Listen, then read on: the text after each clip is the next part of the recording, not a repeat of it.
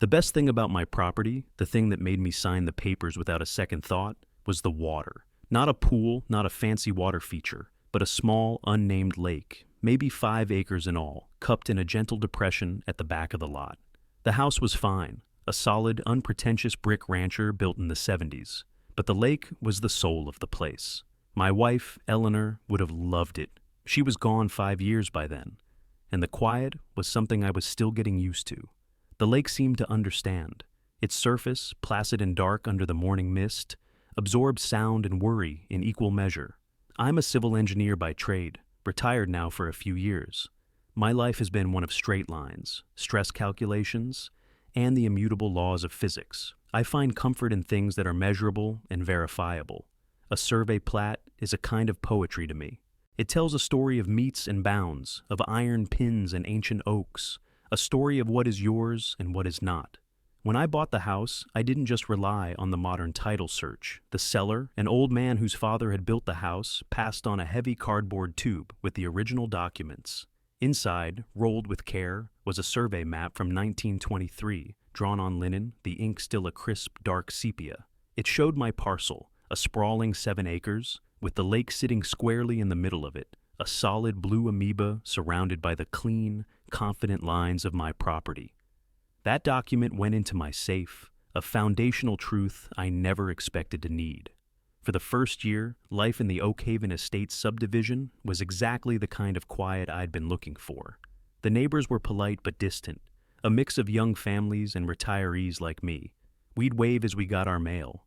I'd exchange pleasantries at the grocery store. It was peaceful.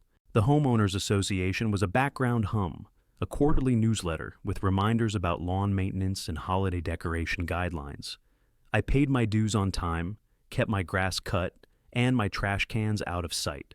I was a model resident. I wanted no trouble. All I wanted was my morning coffee on the dock I'd built, watching the sun burn the mist off my lake. My first direct encounter with Carol Albright, the HOA president, was over my mailbox.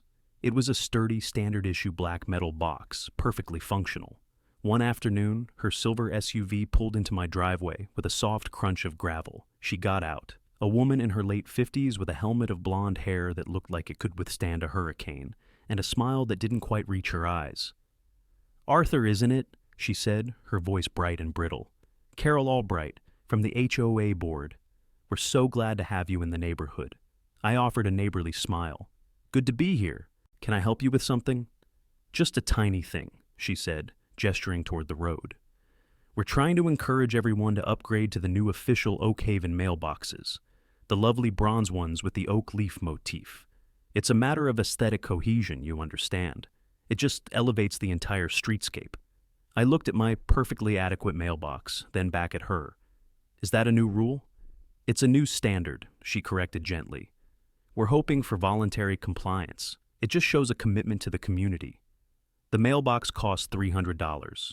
It was an absurd expense for something designed to hold junk mail, but I wasn't looking for a fight. I wanted to be a good neighbor. I wanted to be left alone to enjoy my lake. So I bought the bronze mailbox. Carol sent me a handwritten note on thick, cream-colored stationery, thanking me for my community spirit.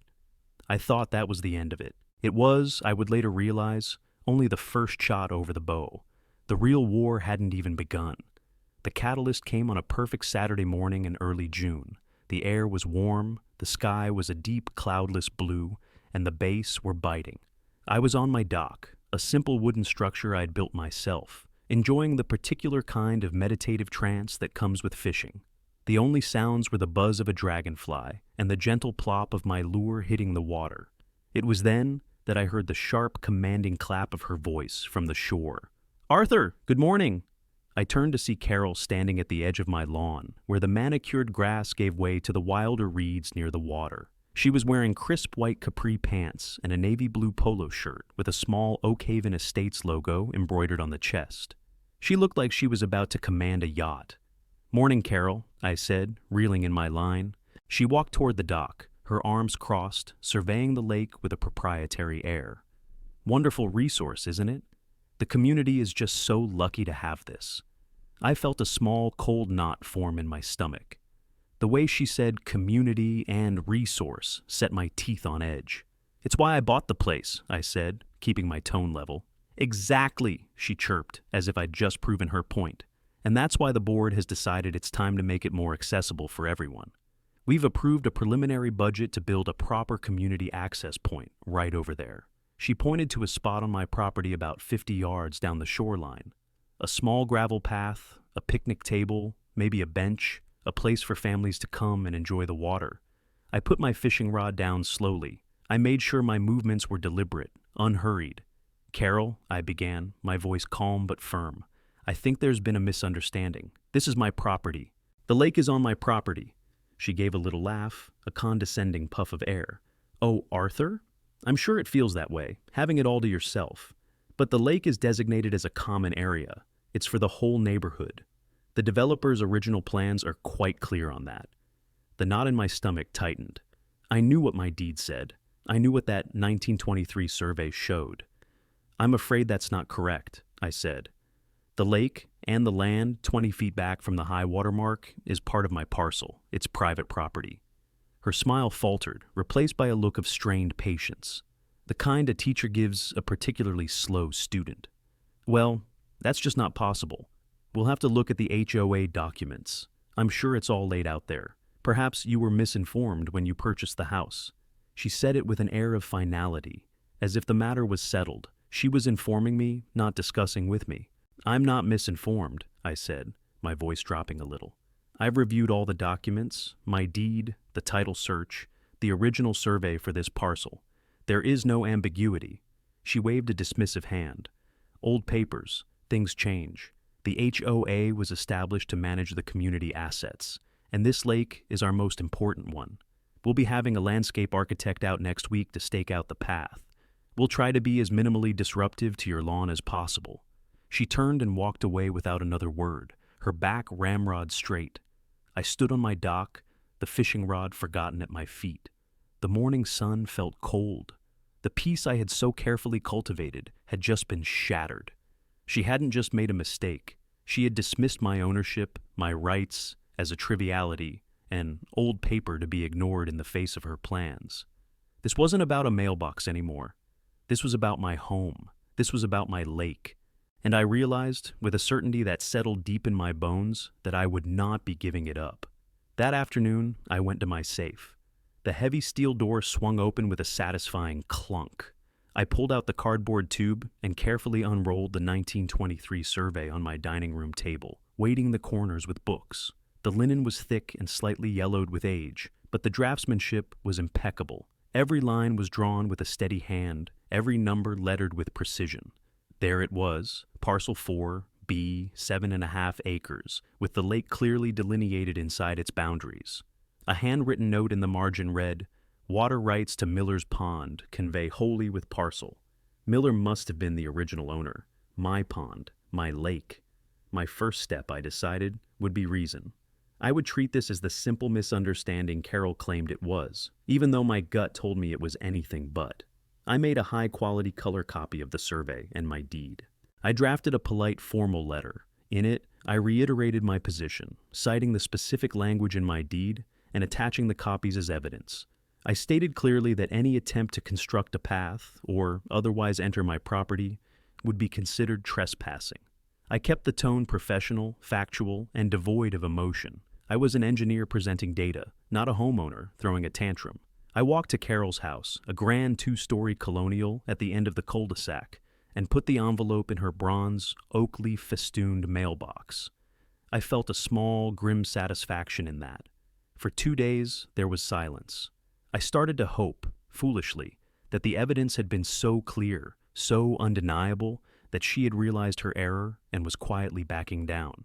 On the 3rd day, I received an email. It was from the official HOA board address, but the voice was pure Carol. "Dear Mr. Henderson," it began, the formality a deliberate distancing tactic. "Thank you for your letter and the enclosed documents. The board has reviewed them. While we appreciate you sharing these historical curiosities, they do not supersede the covenants, conditions, and restrictions, CC&Rs, that govern Oak Haven Estates. The CC&Rs, which you agreed to upon purchasing your home, clearly grant the HOA authority over all common areas. Our legal counsel has confirmed that amenities depicted in the developer's master plan, such as the lake, fall under this purview. The plan for the community access point will proceed as scheduled. We trust you will cooperate and not force the association to take further action. Historical curiosities.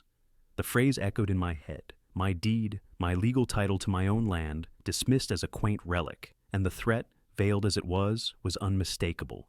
Cooperate or else. The part that truly galled me was the mention of legal counsel. It was a classic intimidation tactic, meant to make me feel outmatched and alone. But I had spent 40 years of my life dealing with contracts, municipal codes, and property disputes. I knew that the CC and RS of a 1980s subdivision couldn't retroactively seize a body of water that had been part of a privately owned parcel since 1923. Her argument was legally nonsensical. This wasn't about the law. This was about power. A week later, the first official violation notice arrived. It was on thick letterhead, looking deeply official. It cited me for an unapproved structure, my dock. According to Bylaw 7, Section C, all structures visible from a common area required approval from the Architectural Review Committee. The fine was $50, with an additional $10 for every day it remained in non-compliance. It was absurd. The dock was visible only from my own property and the lake itself, the very common area in dispute. It was a circular argument, a bureaucratic trap.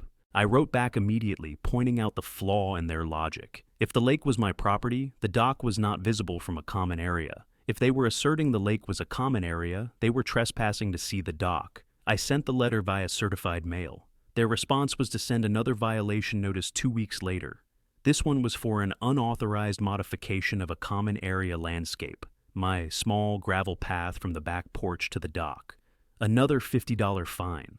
It became clear that reason and logic were not going to work. They weren't interested in a dialogue. They were interested in grinding me down, in bleeding me with 1,000 paper cuts until I gave in.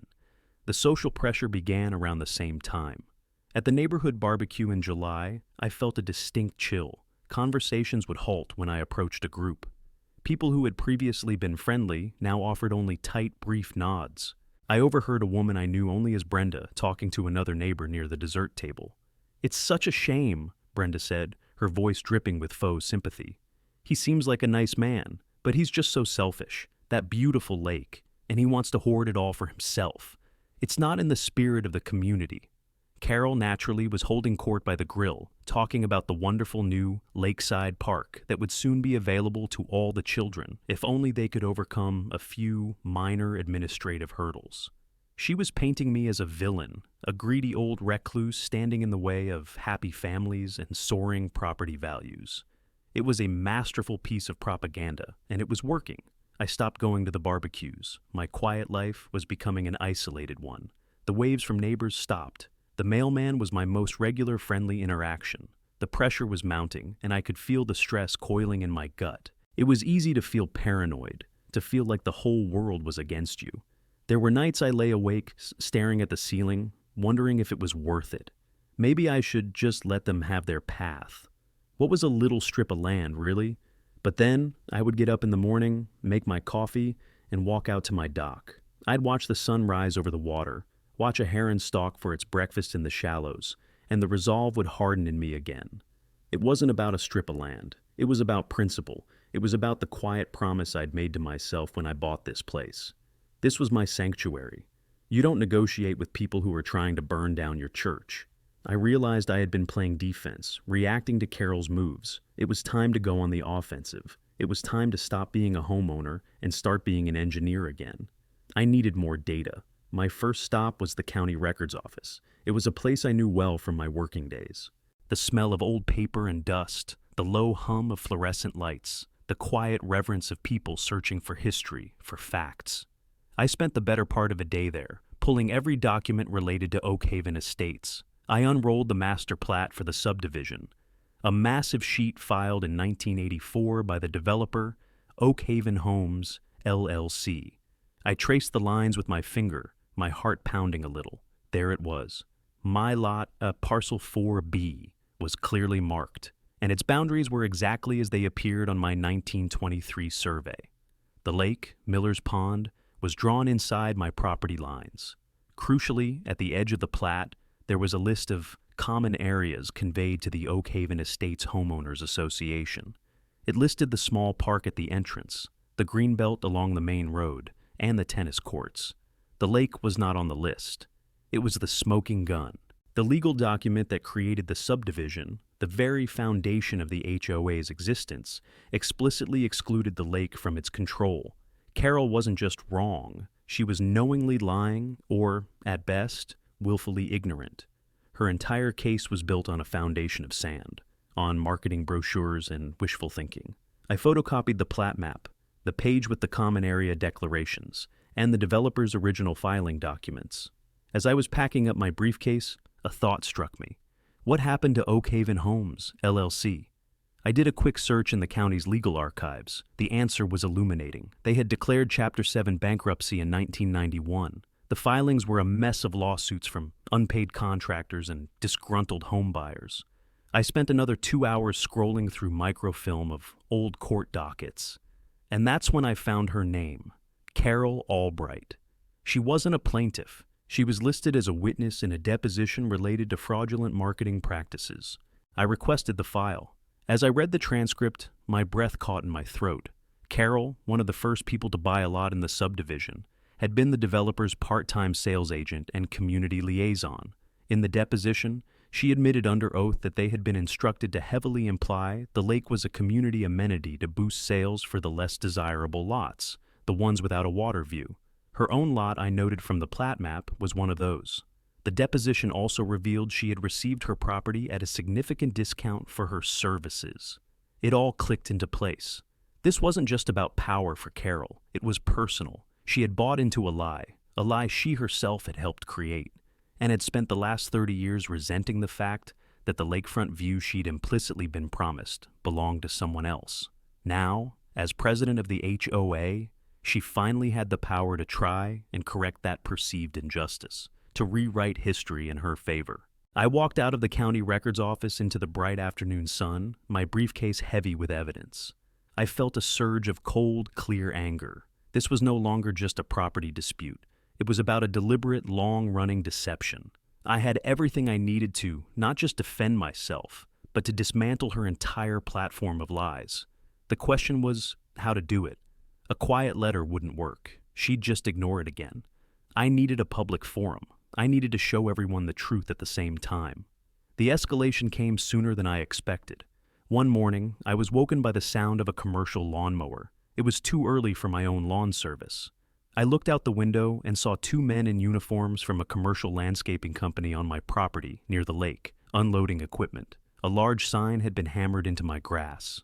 It read, "Future site of the Oak Haven Community Park and Picnic Area." I pulled on my shoes and marched outside, my heart hammering against my ribs. "Excuse me," I called out, my voice tight. "This is private property. What are you doing?" One of the men, the crew foreman, looked at me with a bored expression. "We have a work order from the HOA to clear this area." "This area isn't HOA property," I said, trying to keep my voice from shaking with rage. "It's mine.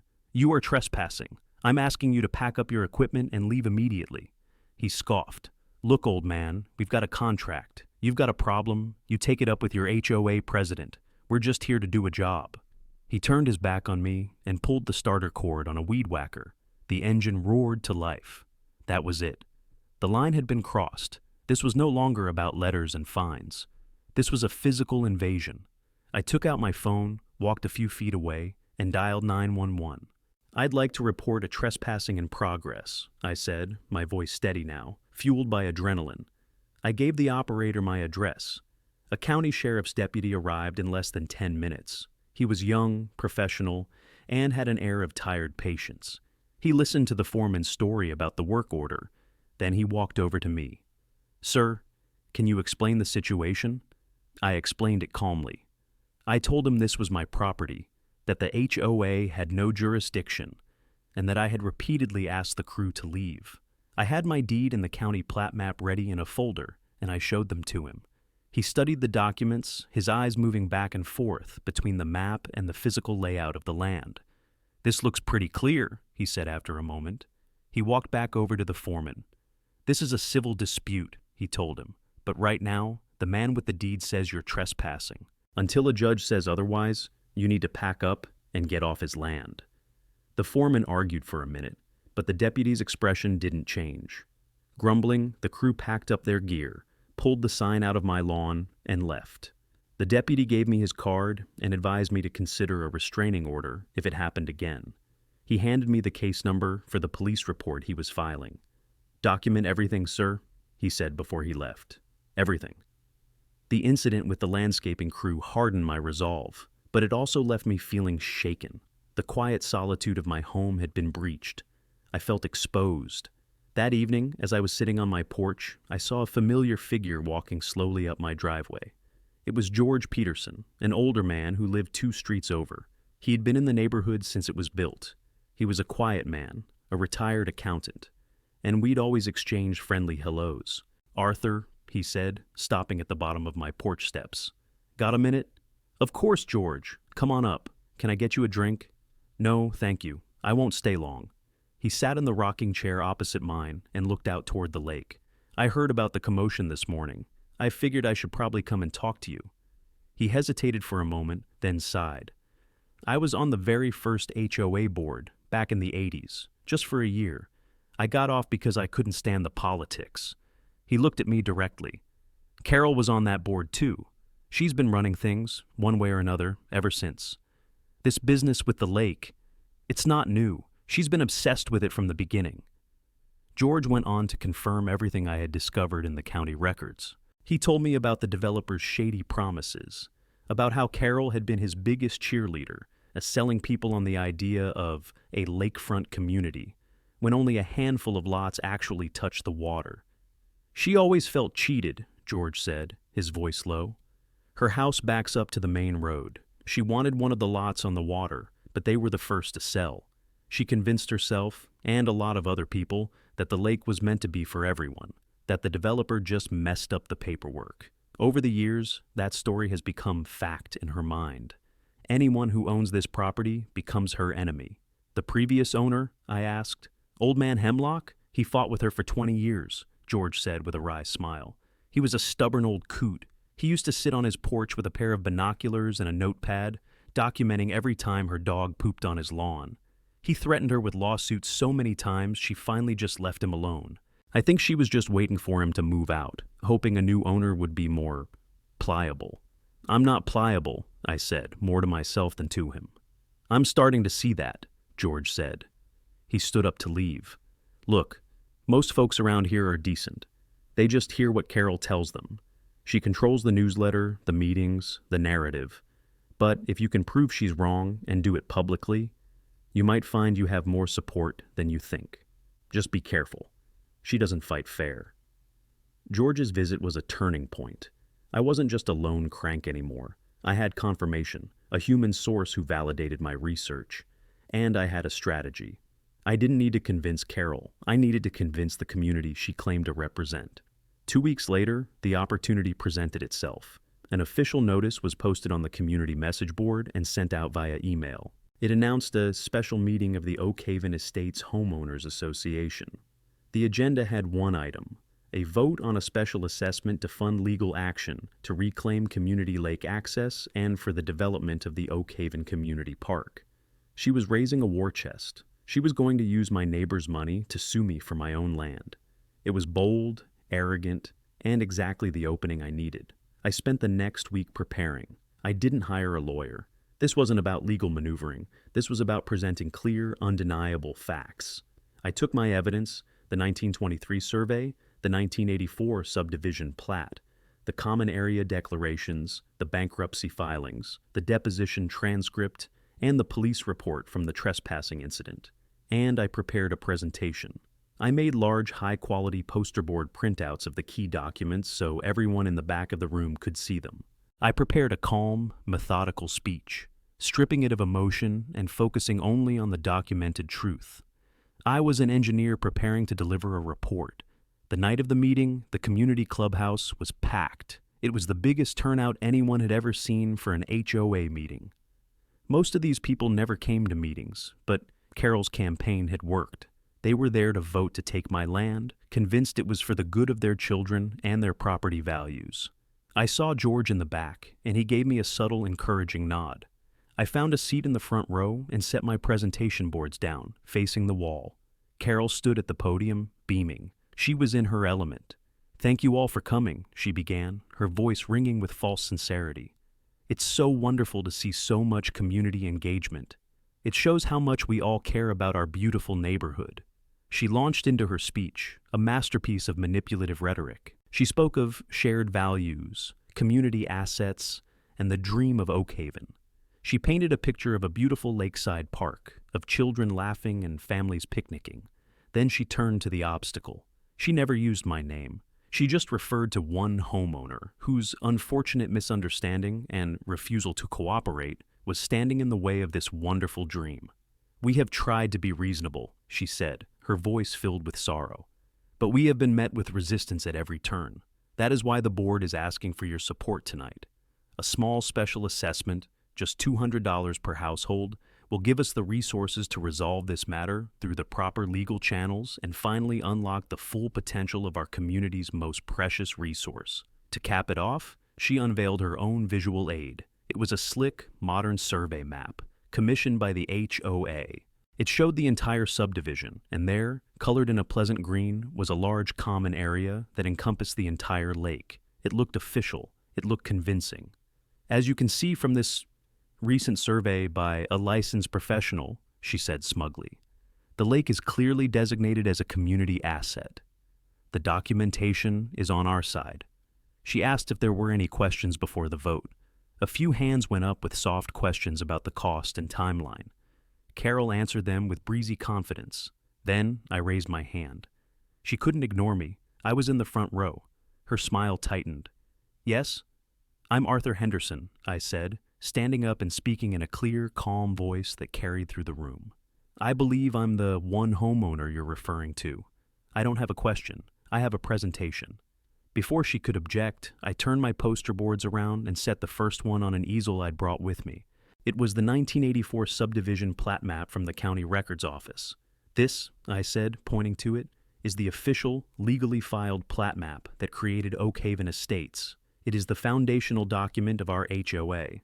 As you can see, Parcel 4B, my property, clearly includes the lake. It is not colored green. It is a private parcel." I put the second board on the easel.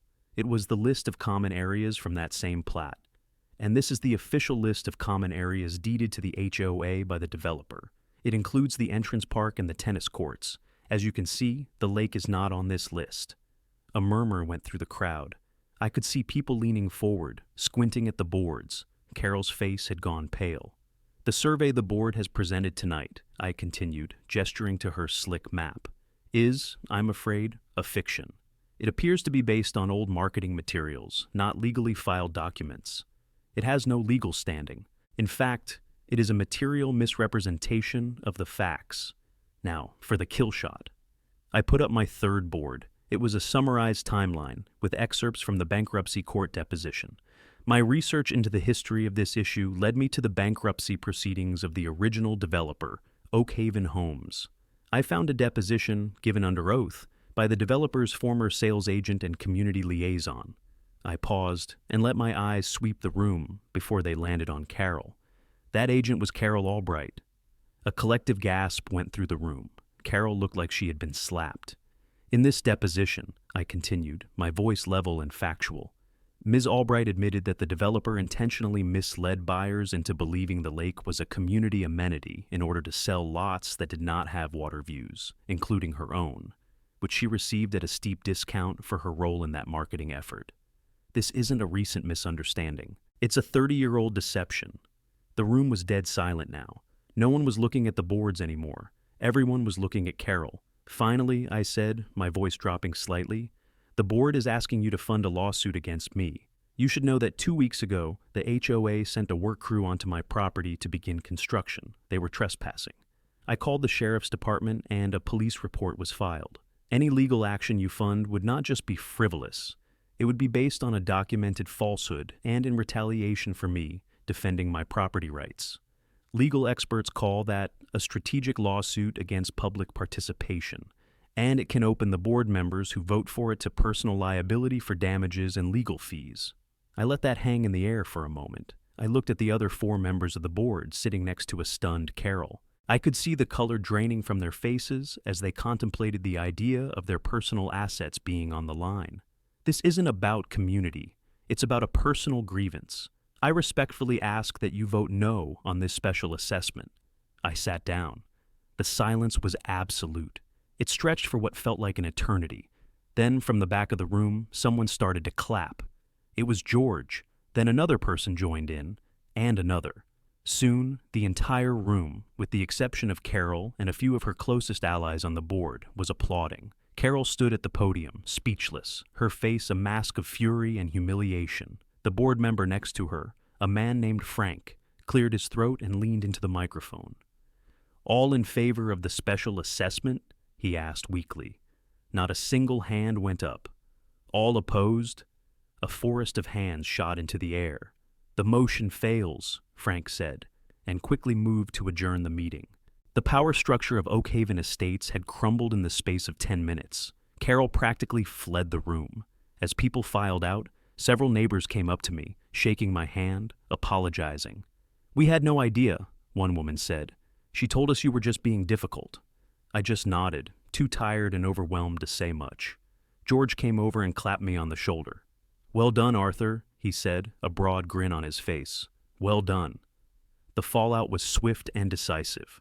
Carol submitted her resignation from the HOA board via email the next morning, effective immediately. The family who had been her staunchest supporters put their house on the market less than a week later. The remaining board members, clearly in damage control mode, sent me a formal letter of apology.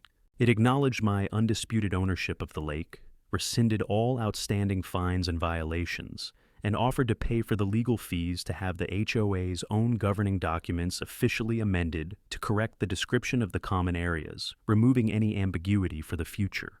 I accepted. A few weeks later, on a quiet Saturday morning, I was back on my dock. The air was warm, the sky was blue, and the bass were biting. It was almost exactly like the morning it had all begun, but something was different. The peace felt different. It wasn't the passive quiet of a life undisturbed. It was an active, earned peace, a peace I had fought for. I heard footsteps on the grass and looked up to see George walking toward the dock, carrying 2 bottles of beer. "Thought you might be thirsty," he said, handing one to me. He sat down on the edge of the dock, and we drank in comfortable silence for a few minutes, watching the water. "You know," he said finally, "the funny thing is, Carol sold her house, closed last week, didn't even say goodbye to anyone." "I hope she finds what she's looking for," I said, and I was surprised to find that I meant it. My anger had dissipated, replaced by a kind of weary pity. Her whole life in this neighborhood had been built around a grievance, and when that was taken away, there was nothing left for her here. "She won't," George said, taking a sip of his beer. "People like that are never happy. They're always looking for something to control, someone to blame.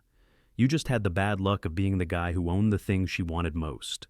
We sat for a while longer, talking about fishing, about the weather, about nothing in particular.